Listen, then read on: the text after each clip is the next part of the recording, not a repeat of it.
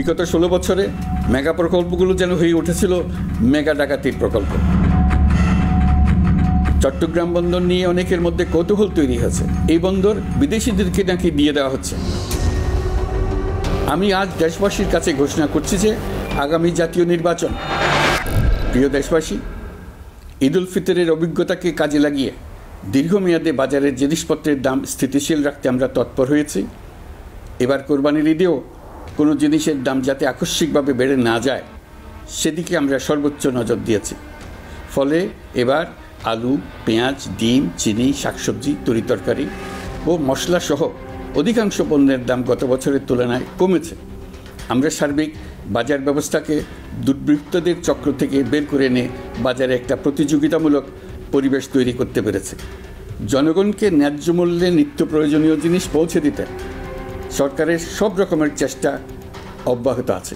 পাশাপাশি এই কোরবানির ঈদেও দেশবাসী যাতে নির্বিঘ্নে নিজেদের দেশের বাড়িতে যাতায়াত করতে পারেন সেজন্য সরকার সর্বোচ্চ ব্যবস্থা নিয়েছে।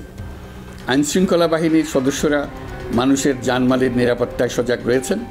ঈদের ছুটির মধ্যেও বিপুল সংখ্যক কর্মকর্তা কর্মচারী এবং পুলিশ ও সেনাবাহিনীর সদস্যরা অক্লান্ত পরিশ্রম করছেন। আমি তাদের প্রতি আন্তরিক কৃতজ্ঞতা জানাচ্ছি।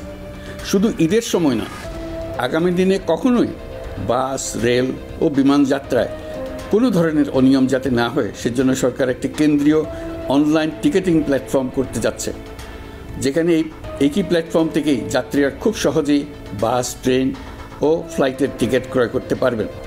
একই রকমভাবে সব ধরনের সরকারি সেবা যাতে জনগণের দোরগোড়ায় পৌঁছে যায় সেজন্য নাগরিক সেবা বাংলাদেশ এই নামে একটি সেন্টার পরিচালিত হচ্ছে। প্রিয় দেশবাসী, আপনারা জানেন ঐতিহাসিক অভ্যুত্থানের পর এই সরকার যখন দায়িত্ব গ্রহণ করে তখন দেশের অর্থনৈতিক অবস্থা ছিল ভয়াবহ। ভয়ঙ্করভাবে যুদ্ধবিধ্বস্ত দেশের অর্থনীতিও এতটা খারাপ থাকে না যতটা খারাপ করে দিয়েছে 16 বছরের লাগামহীন লুটপাটতন্ত্র। আশার বিষয় হচ্ছে শুধু ব্যাংক নয়, প্রত্যেকটি আর্থিক প্রতিষ্ঠান এখন ঘুরে দাঁড়িয়েছে। জনগণের আমানত এখন নিরাপদ। অর্থনীতির অধিকাংশ সূচক ইতিবাচক ধারায় ফিরে এসছে। আমাদের অর্থনীতির ইতিবাচক ধারা বিদেশি বিনিয়োগকারীদেরকেও আকৃষ্ট করছে। বৈদেশিক মুদ্রার রিজার্ভ শূন্যে নেমে যাওয়ার ভয়ে পতিত সরকার বিদেশি ব্যবসায়ীদের আয় নিজ দেশে নিতে দিচ্ছিল না। আমরা সেটা নিরসন করেছি। বৈদেশিক মুদ্রার রিজার্ভকে ইতিবাচক অবস্থায় নিয়ে আসতে পেরেছি। এই অর্থ বছরে আমরা চেষ্টা করেছি এমন একটি বাজেট দিতে যা সত্যিকার অর্থে জনকল্যাণমুখী হয়। দেশের ইতিহাসে প্রথমবারের মতো একটি বাজেট তার আগের বছরের চেয়ে ছোট হয়েছে। প্রবৃত্তিকেন্দ্রিক ধারণা থেকে সরে এসে আমরা চেষ্টা করেছি সামগ্রিক উন্নয়নের ধারণায় জোর দিতে। এই বাজেট প্রথাগত ভৌত অবকাঠামো তৈরির খতিয়ান নয়। এই বাজেটে প্রাধান্য দেওয়া হয়েছে মানুষকে। নজরদারি বৃদ্ধির ফলে রপ্তানি আয় বেড়েছে। অর্থনীতির দুঃসময়ে আমাদের প্রবাসী ভাই বোনেরা রেমিটেন্স যোদ্ধা হিসেবে এগিয়ে এসছেন, যার ফলে রেমিটেন্স প্রবাহ উল্লেখযোগ্যভাবে বৃদ্ধি পেয়েছে। আমি জাতির পক্ষ থেকে সকল রেমিটেন্স যোদ্ধাকে কৃতজ্ঞতা জানাচ্ছি।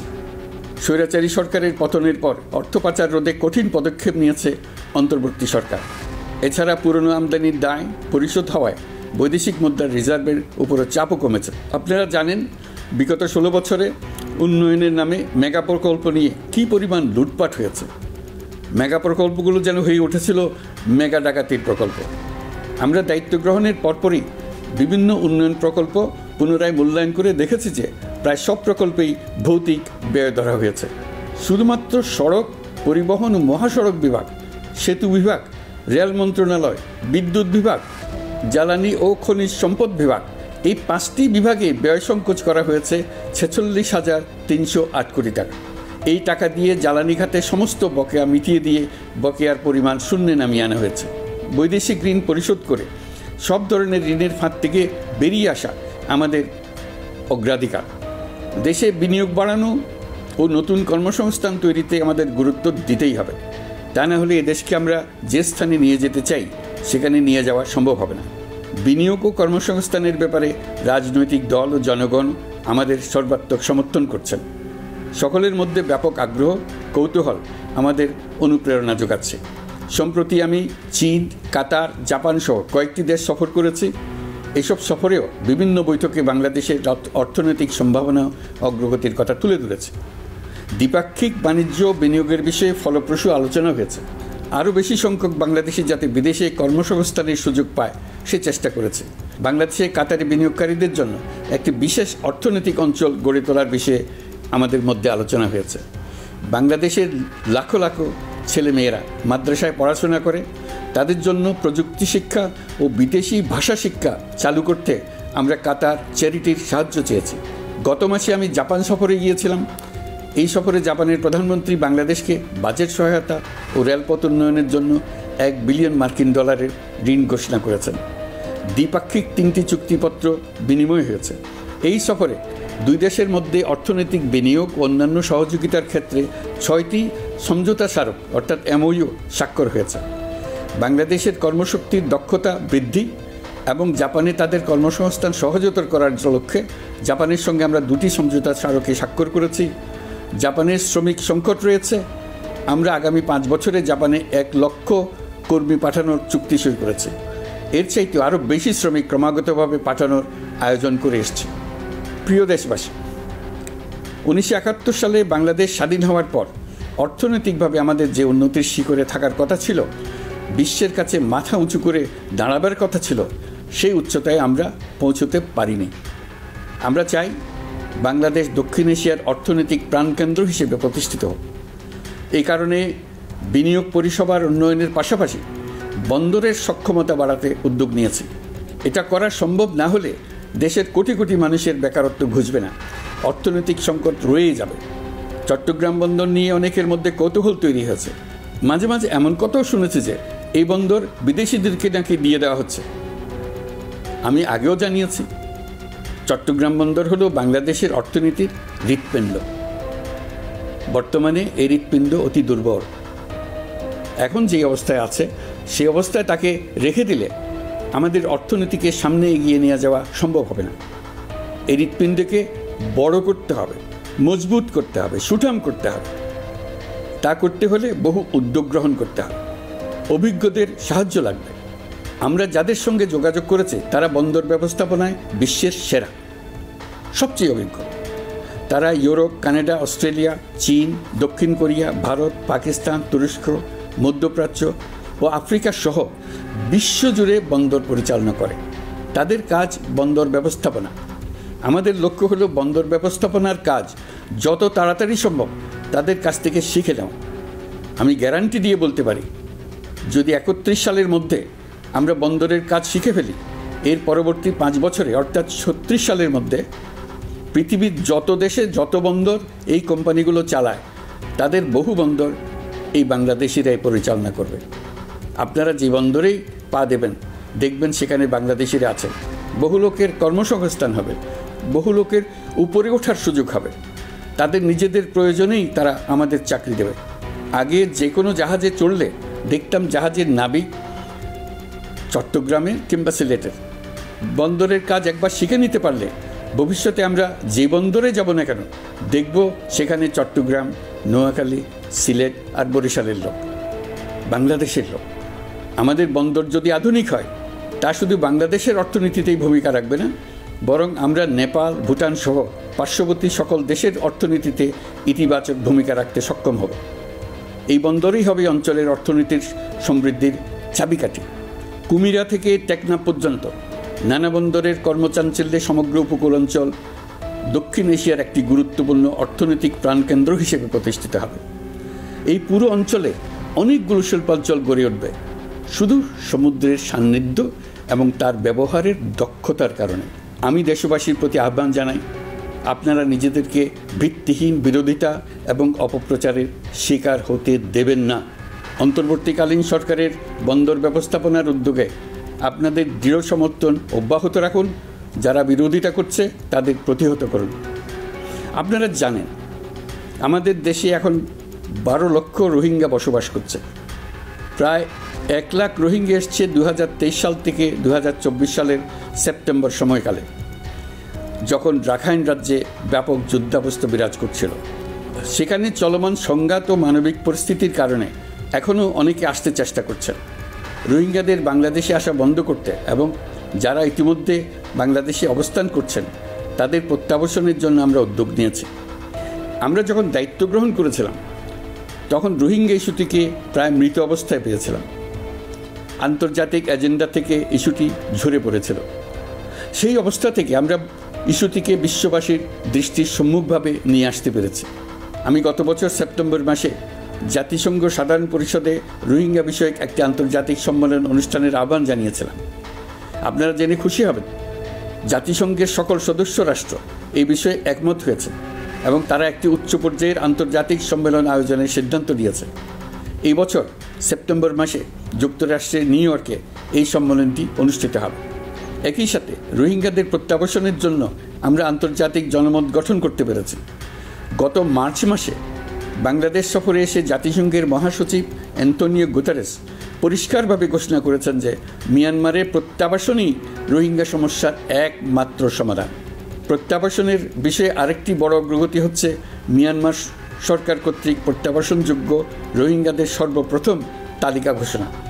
গত এপ্রিল মাসে ব্যাংককে বিমস্টেক সম্মেলনের সাইডলাইনে আলোচনার সময় মিয়ানমার সরকার প্রথমবারের মতো 1,80,000 রোহিঙ্গা প্রত্যাবাসনযোগ্য বলে ঘোষণা করেছে। রোহিঙ্গাদের প্রত্যাবাসনে ও আমাদের সীমান্তের নিরাপত্তা নিশ্চিত করতে মিয়ানমারের সরকার সহ সেখানকার বিদ্রোহী গোষ্ঠীর সাথে আনুষ্ঠানিক ও অনানুষ্ঠানিক যোগাযোগ রাখা হচ্ছে। আমরা যত দেশেই সফর করেছি সব দেশেই রোহিঙ্গা সংকট মোকাবেলায় রাষ্ট্রীয় নেতা ও সরকারের প্রতিনিধিদের সঙ্গে আলোচনা করেছি, তাদের সহযোগিতা চেয়েছে। তারা ইতিবাচকভাবে আমাদের আহ্বানে সাড়া দিয়েছেন। জাতিসংঘের মহাসচিব গত মার্চ মাসে ঢাকা সফরকালে রাখাইন রাজ্যে মানবিক বিপর্যয়ের মোকাবেলার জন্য একটি ত্রাণ চ্যানেলের প্রস্তাব করেছিলেন। তিনি বলেছিলেন এই প্রস্তাবটি রোহিঙ্গাদের প্রত্যাবাসনে সহায়ক হবে। বিষয়টি প্রস্তাব পর্যায়ে রয়ে গেছে। আমরা লক্ষ্য করেছি রাখাইনের জন্য বাংলাদেশ করিডোর দিয়ে দিয়েছে বলে একটা অপপ্রচার চালানো হচ্ছে। আমি সুস্পষ্টভাবে বলছি, এটা সর্বৈব মিথ্যা। এটা ছিলে কান নিয়ে যাওয়ার গল্প। যারা অসত্য কল্পকাহিনী বানিয়ে বাংলাদেশের মানুষকে ক্রমাগত বিভ্রান্ত করে অশান্তি সৃষ্টিতে নিয়োজিত, এটা তাদেরই শিল্পকর্ম। আপনারা এ বিষয়ে হুঁশিয়ার থাকবেন, কোনোভাবেই বিভ্রান্ত হবেন না। এসব অপপ্রচার সত্ত্বেও আমরা লক্ষ্যচ্যুত হব না। এই জটিল সমস্যাটি সমাধানে আমাদের কাজ চালিয়ে যাব। প্রিয় দেশবাসী, আমি শুরু থেকেই বলেছি, পতিত স্বৈরাচার বাংলাদেশকে যেভাবে ধ্বংসস্তূপ বানিয়েছে, সেখান থেকে নতুন করে যাত্রা শুরু করতে হলে ন্যূনতম 3টি আবশ্যিক কাজ সম্পন্ন করতে হবে। প্রথমত, বিচার ও জবাবদিহিতা প্রতিষ্ঠার উদ্যোগ দৃশ্যমান করে তোলা। দ্বিতীয়ত, রাষ্ট্রের গণতান্ত্রিক পুনর্গঠন ও প্রাতিষ্ঠানিক কাঠামোর সংস্কার সাধনে প্রয়োজনীয় ঐক্যমত ও পথনকশা তৈরি করা। তৃতীয়ত, একটি অবাধ, সুষ্ঠু ও শান্তিপূর্ণ নির্বাচন আয়োজন করে ক্ষমতা হস্তান্তরের গণতান্ত্রিক প্রক্রিয়া সম্পন্ন করা। এই লক্ষ্যে ধ্বংসপ্রাপ্ত নির্বাচন ব্যবস্থাকে স্থায়ীভাবে সংস্কার করা। এই 3টি ম্যান্ডেট হচ্ছে দেশবাসীর সাথে আমাদের চুক্তি। 24-এর শহীদের রক্তে ভেজা এই চুক্তি আপনাদের সার্বিক সমর্থন, আস্থা ও সহযোগিতা নিয়ে এবং পতিত শক্তি ও তার দোসরদের সৃষ্ট সকল বাধা বিপত্তিকে পরাভূত করে আমরা সম্মিলিতভাবে বাস্তবায়ন করতে সক্ষম হব বলে আমার দৃঢ় বিশ্বাস। গত বছর জুলাই-আগস্ট মাসে সংঘটিত হত্যাযজ্ঞ সহ বিগত 16 বছরের গুম, খুন, নির্যাতনের সত্য উদ্ঘাটন এবং আর্থিক খাতের সীমাহীন দুর্নীতি, অনিয়ম ও অপরাধের বিচার প্রক্রিয়া আমরা শুরু করেছি। মানবতা বিরোধী অপরাধের বিচারের জন্য আন্তর্জাতিক অপরাধ ট্রাইব্যুনাল গঠনের পর প্রসিকিউশন টিম গঠন ও তদন্ত কর্মকর্তা নিয়োগের পাশাপাশি বিচারিক কার্যক্রম পরিচালনা প্রক্রিয়াধীন ছিল। যত দ্রুত সম্ভব বিচার কাজ শুরুর ব্যাপারে আমরা আশাবাদী ছিলাম। আপনারা জানেন, জুলাইয়ে সংঘটিত হত্যাযজ্ঞের বিচার ইতোমধ্যে শুরু হয়ে গেছে। বিচার কাজ যেন দ্রুত গতিতে সম্পন্ন হয়, সেজন্য সরকারের পক্ষ থেকে যত রকম সহযোগিতা প্রয়োজন আমরা তা দিচ্ছি। স্বৈরাচারী সরকারের আমলে গত 16 বছরে রাজনৈতিক ভিন্নমত দমনের জন্য বিপুল সংখ্যক মানুষকে গুম করা হয়েছিল। এই মানুষগুলোকে এমন সব বন্দিশালায় আটকে রাখা হয়েছিল যাদের কোনোটির আয়তন ছিল মাত্র 3 ফিট বাই 3 ফিট। গুমের ঘটনা তদন্ত ও এই ভয়াবহ অপরাধের সঙ্গে যারা জড়িত তাদের বিচারের জন্য একটি স্বাধীন গুম সংক্রান্ত কমিশন নিরলসভাবে কাজ করে যাচ্ছে। তারা গুমের এমন এমন রোমহর্ষক ঘটনা আবিষ্কার করেছে যা নিষ্ঠুরতার চূড়ান্ত সীমা ছাড়িয়ে গেছে। মানুষকে পেট কেটে সিমেন্টের বস্তা ঢুকিয়ে নদীতে ডুবিয়ে দেওয়া হতো, ইঞ্জেকশন দিয়ে অজ্ঞান করে জ্বলন্ত ইটভাটায় নিক্ষেপ করা হতো, ট্রেন ও গাড়ির নিচে ছুঁড়ে ফেলা হতো। কমিশন এখন পর্যন্ত 2টি অন্তর্বর্তীকালীন প্রতিবেদন জমা দিয়েছে। তারা এখনও প্রতিনিয়ত নতুন নতুন অভিযোগ পাচ্ছে। প্রিয় দেশবাসী, আমি জানি আগামী জাতীয় নির্বাচন কখন হবে সে বিষয়ে সিদ্ধান্ত জানার জন্য রাজনৈতিক দল ও জনগণের মধ্যে বিপুল আগ্রহ রয়েছে। আমি বারবার বলেছি এই নির্বাচন ডিসেম্বর থেকে আগামী বছরের জুনের মধ্যে অনুষ্ঠিত হবে। এই সময়ের মধ্যে দেশের নির্বাচন উপযোগী পরিবেশ সৃষ্টির জন্য যা যা করা দরকার সরকার তাই করছে। এখানে মনে রাখা জরুরি, বাংলাদেশ স্বাধীনতার পর থেকে যতবার গভীর সংকটে নিমজ্জিত হয়েছে তার সবগুলোরই প্রধান কারণ ছিল ত্রুটিপূর্ণ নির্বাচন।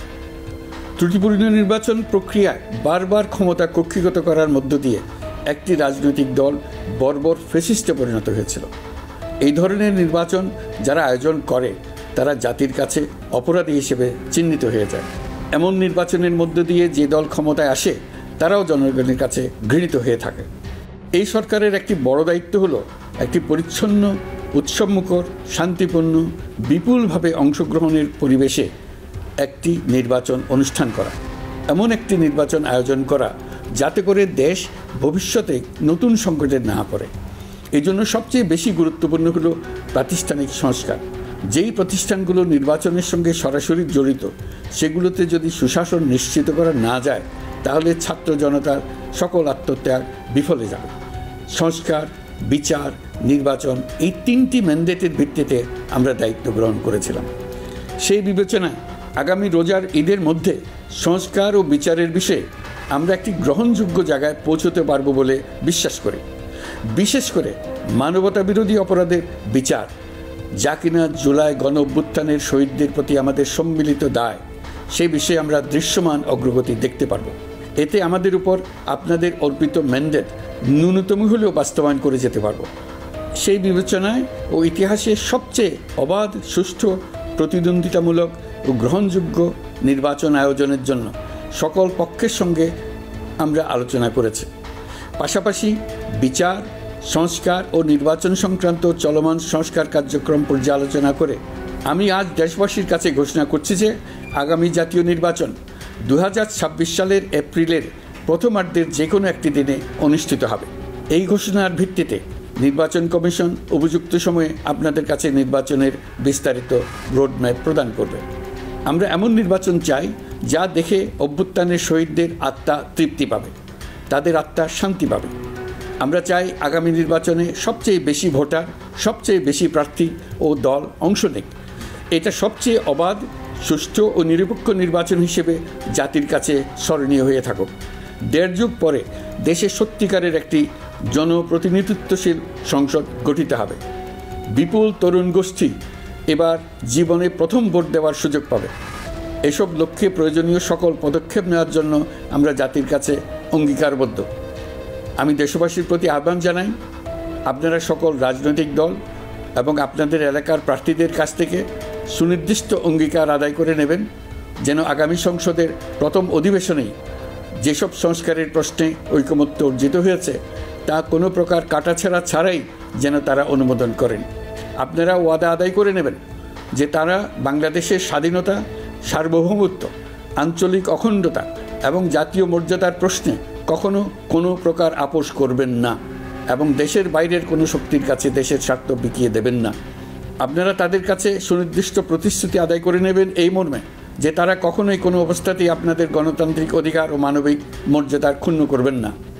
আপনারা তাদের কাছে অঙ্গীকার আদায় করে নেবেন যে তারা সম্পূর্ণ সততা ও স্বচ্ছতার সাথে দেশ পরিচালনা করবেন এবং সকল প্রকার দুর্নীতি, দলীয়করণ, টেন্ডারবাজি, সিন্ডিকেটবাজি, চাঁদাবাজি, সন্ত্রাসী কর্মকাণ্ড ইত্যাদি গণবিরোধী কাজ থেকে নিজেদেরকে সম্পূর্ণভাবে মুক্ত রাখবেন। আমি আপনাদের আবারও স্মরণ করিয়ে দিতে চাই যে এবারের নির্বাচন শুধু শান্তিপূর্ণ নির্বাচন করার বিষয় নয়, এটা ছাত্র জনতার অভ্যুত্থানের আকাঙ্ক্ষা নতুন বাংলাদেশ গড়ার নির্বাচন। এই নির্বাচনে পরিচিত দলগুলিই থাকবে, তাদের পরিচিত মার্কাগুলিই থাকবে, কিন্তু ভোটারকে বের করে আনতে হবে যে এই মার্কার পেছনে আপনার কাছে ভোট প্রার্থীরা কে কতটুকু নতুন বাংলাদেশ গড়ার জন্য প্রস্তুত, কে কতটা প্রতিজ্ঞাবদ্ধ। আমরা যারা এই নির্বাচনে ভোটার হব তারা অত্যন্ত সৌভাগ্যবান এবং সৌভাগ্যবতী। আমরা একটা অনন্য ঐতিহাসিক ভূমিকা পালনের সুযোগ ও দায়িত্ব পাচ্ছি। আমরা জাতির নতুন যাত্রাপথ তৈরি করে দেওয়ার দায়িত্ব পাচ্ছি। আমরা নতুন রাজনৈতিক সংস্কৃতি সৃষ্টির মহান সুযোগটা পাচ্ছি। আমাদের সুচিন্তিত ভোটের মাধ্যমেই নতুন বাংলাদেশ নির্মিত হবে। শহীদদের রক্তদান সার্থক হবে। আশা করি বিষয়টা নিয়ে চিন্তাভাবনা করেই সবাই ভোট কেন্দ্রে যাব এবং দৃঢ় প্রত্যয়ে ভোট দেব।